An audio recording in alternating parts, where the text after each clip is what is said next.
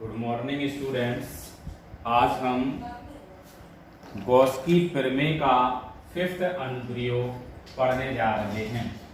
इसका हेडिंग है आपका एक समान रूप से आवेशित गोलीय कोश के कारण वैद्युत क्षेत्र की तीव्रता। एक समान रूप से आवेशित गोलीय कोश के कारण वैद्युत क्षेत्र की तीव्रता। अब गोलीय कोश है तो इसको हम गोलीय कोश को जब खींचते हैं तो इस स्थिति में ये माना जाता है कि आपका कैपिटल आर त्रिज्या का हमने एक वृत्त खींचा, उसके चारों ओर एक समान रूप से प्लस क्यू आवेश वितरित हो जाता है और इस आवेश के वितरण के कारण गोलीय कोश की वैद्युत क्षेत्र की तीव्रता 3 स्थितियों में ज्ञात की जा सकती है। सबसे पहला पॉइंट आपका आता है बाह्य बिंदु पर, फिर आता है आपका पृष्ठ पर और अंतिम पॉइंट रहता है कोश के भीतर।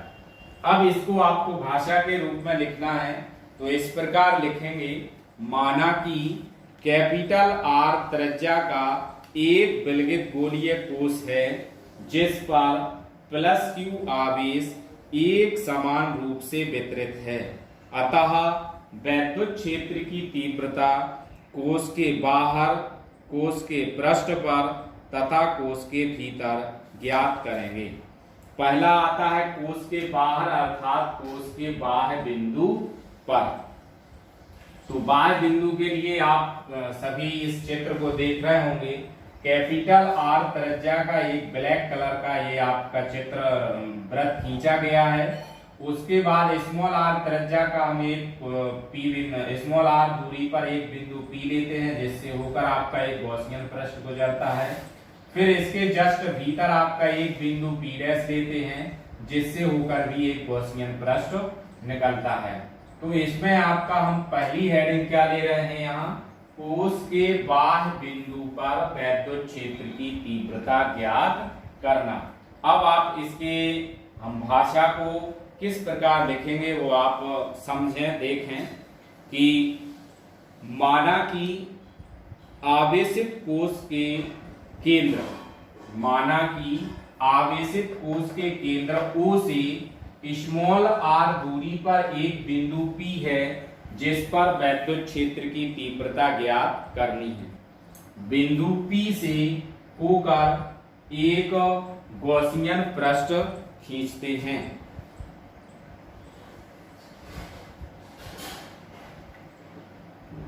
आवेश वितरण की सममिति के कारण गॉसियन पृष्ठ के सभी बिंदु पर आवेश वितरण की सममिति मतलब समान रूप से वितरण के कारण गॉसियन पृष्ठ के प्रत्येक बिंदु पर वैद्युत क्षेत्र की तीव्रता एक समान होगी तथा दिशा बाहर की ओर त्रिज्यता होगी। अतः बिंदु P पर वैद्युत क्षेत्र E वेक्टर, बिंदु P पर वैद्युत क्षेत्र E वेक्टर तथा क्षेत्रफल वेक्टर dA दोनों बाहर की ओर त्रिज्यता दिष्ट हैं, अर्थात दोनों के बीच कोण 0 है। अब यहां हम लिखेंगे अतः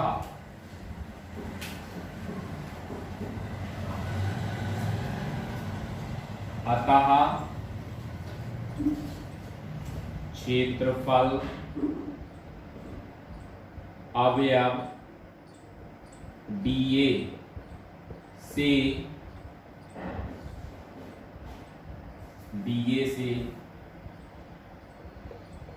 होकर जाने वाला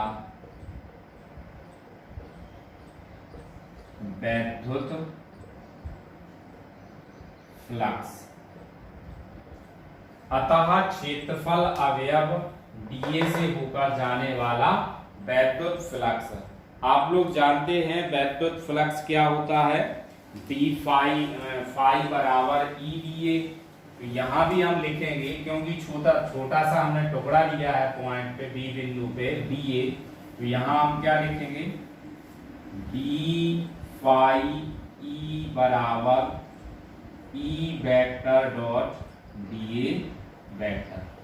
चूंकि अब यहाँ पे आपका डॉट प्रोडक्ट लगा, इसको हटाएंगे तो क्या आ जाएगा E D A cos theta. यहाँ पी और डी और डी ए के बीच कोण कितना बन रहा है आपका 0, तो इसी को हम क्या लिख सकते हैं ई डी ए, क्योंकि थीटा बराबर कितना है 0 अंश, अतः cos 0 अंश बराबर एक वैल्यू होती है, तो cos थीटा की जगह कितना रख देंगे हम 1, तो डी फाई ई बराबर क्या आ गया हमारा ई डी ए। अब आगे क्या लिखेंगे संपूर्ण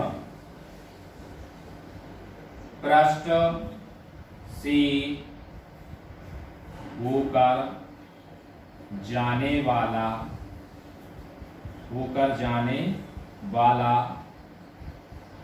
वैद्युत फ्लक्स।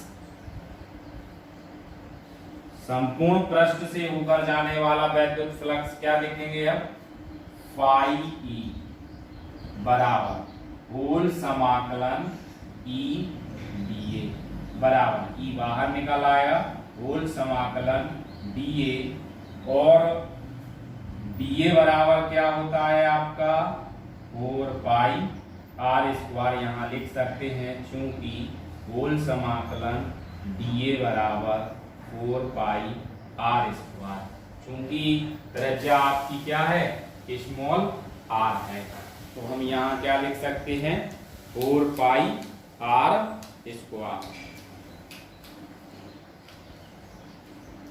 इसको समीकरण नंबर कितना डाल देंगे समीकरण नंबर 1। आगे इसमें हम क्या लिखेंगे गॉस की प्रमेय से, गॉस की प्रमेय से आपका क्या आ जाएगा फाई ई बराबर क्यू अपॉन एप्सिलॉन डॉट, समीकरण नंबर क्या तो हो गया तो समीकरण 1 व 2 से, समीकरण 1 व 2 से क्या हो जाएगा फाई ई बराबर है तो क्या आ जाएगा ई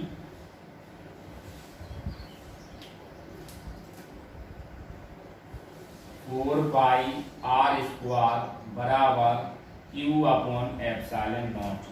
तो यहाँ आपकी वैल्यू क्या आ गई ई बराबर 1/4 pi epsilon not q upon r square. यही आपकी बाह्य बिंदु पर वैद्युत क्षेत्र की तीव्रता का सूत्र है। चूंकि R is greater than small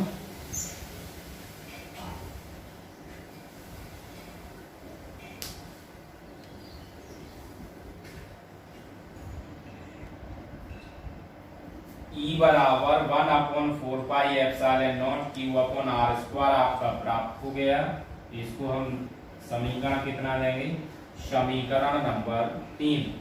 अब इस समीकरण को आपको ध्यान रखना है, ये सबसे ज्यादा इंपॉर्टेंट है, क्योंकि इसी समीकरण में हम आगे कोश के पृष्ठ पर कोश के भीतर वाली वैल्यू फाइंड करेंगे।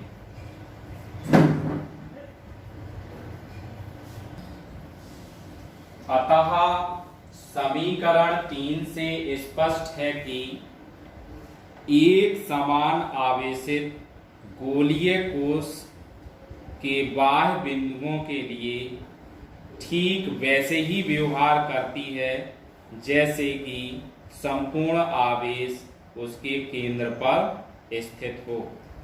यदि कोश पर आवेश का पृष्ठ घनत्व सिग्मा हो, यदि कोश पर आवेश का पृष्ठ घनत्व सिग्मा हो तो सिग्मा बराबर आपका क्या होता है Q अपॉन A।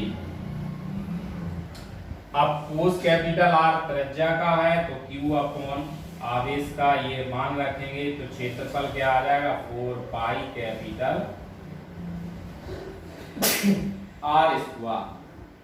यहां यदि हम Q का मान निकालते हैं तो आपका Q बराबर वैल्यू क्या आ जाएगी sigma 4 pi capital R square. अतः समीकरण 3 से हम क्या लिखेंगे E बराबर 1/4 पाई एप्सिलॉन नॉट Q की जगह पे मान क्या रख देंगे हम sigma 4 pi capital R square upon small r square. तो यहाँ आप देखेंगे 4 पाई से 4 पाई आपका कैंसिल हो जाएगा तो वैल्यू क्या आ जाएगी E बराबर 1/एप्सिलॉन नॉट और ऊपर क्या हो जाएगा आपका sigma capital R square upon में स्मॉल आर स्क्वायर। यदि आप पृष्ठ आवेश घनत्व सिग्मा लेंगे तो आपकी वैद्युत क्षेत्र की तीव्रता क्या आ जाएगी E बराबर sigma capital R square upon epsilon not small r square. इसको हम कौन सा समीकरण देंगे समीकरण नंबर 4। नेक्स्ट हेडिंग आपकी क्या है कोस की पृष्ठ पर। सेकंड हेडिंग आपकी क्या आ जाएगी कोस के पृष्ठ पर। कोस के पृष्ठ पर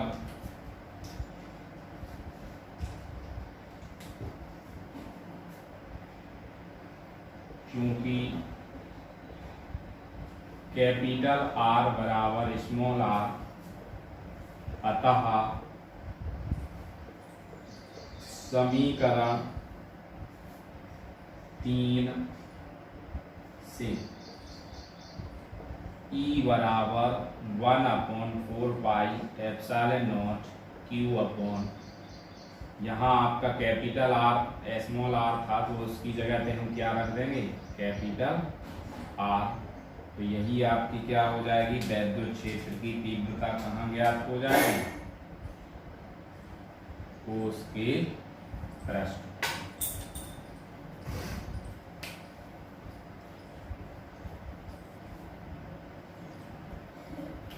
अब स्मॉल आर बराबर कैपिटल आर बराबर स्मॉल आर है तो आपको हमने लास्ट में 2 समीकरण डलवाए थे 3 और 4। तो समीकरण 3 से ये हो गया।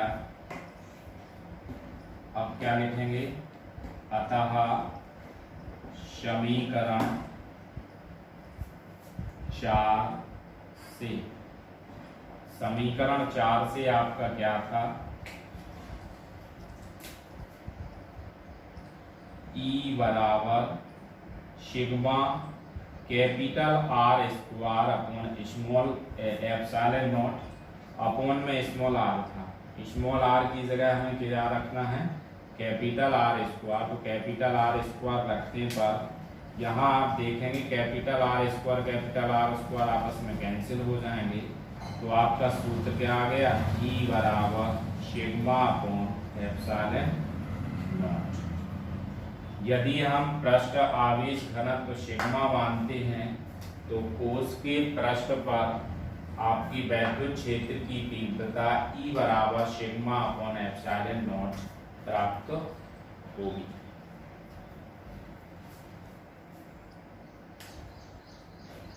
कोस की आंतरिक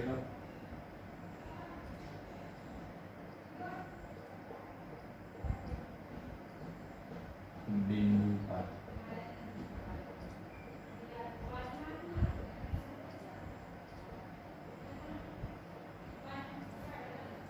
कोस के आंतरिक बिंदु पर तो आंतरिक बिंदु हमने क्या माना P।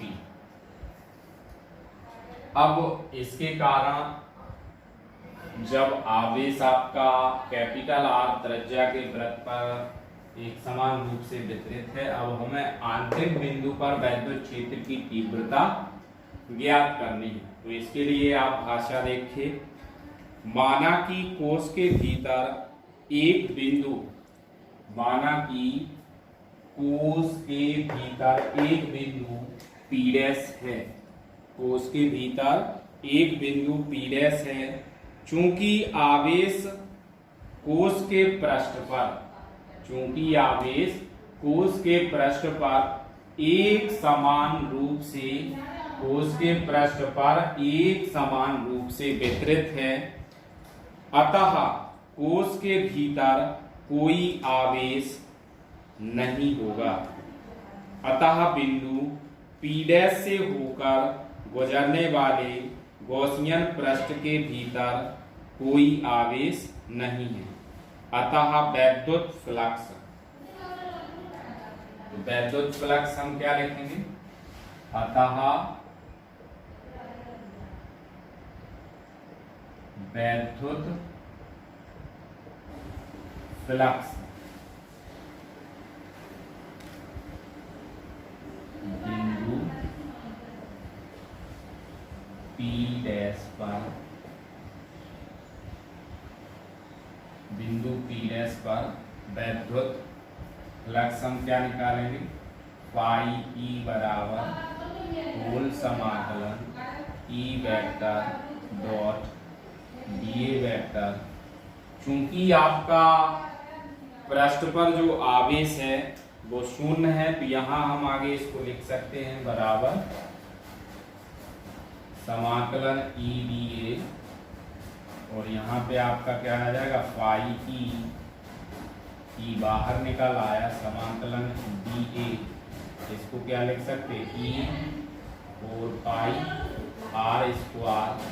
चूंकि आपके पृष्ठ इसके भीतर आवेश शून्य है, अतः वैद्युत फ्लक्स भी कैसा प्राप्त होगा? शून्य।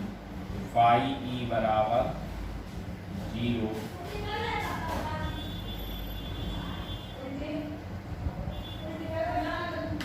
जब आपका वैद्युत फ्लक्स 0 आ जाएगा, यहाँ सॉरी वैद्युत फ्लक्स 0 नहीं आएगा,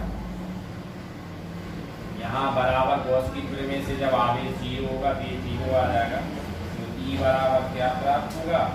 0। अतः जो आपकी वैद्युत फ्लक्स तो प्राप्त हो गया हमारा E फाई dA, लेकिन आवेश शून्य होने के कारण आपका 0 बराबर E 4 पाई R स्क्वायर बराबर 0 रहेगा, तो E बराबर क्या प्राप्त हो गया? 0। अतः कोश के भीतर भीतर या आंतरिक बिंदु पर वैद्युत क्षेत्र की तीव्रता शून्य होगी जब कोश के पृष्ठ पर आवेश एक समान रूप से वितरित हो।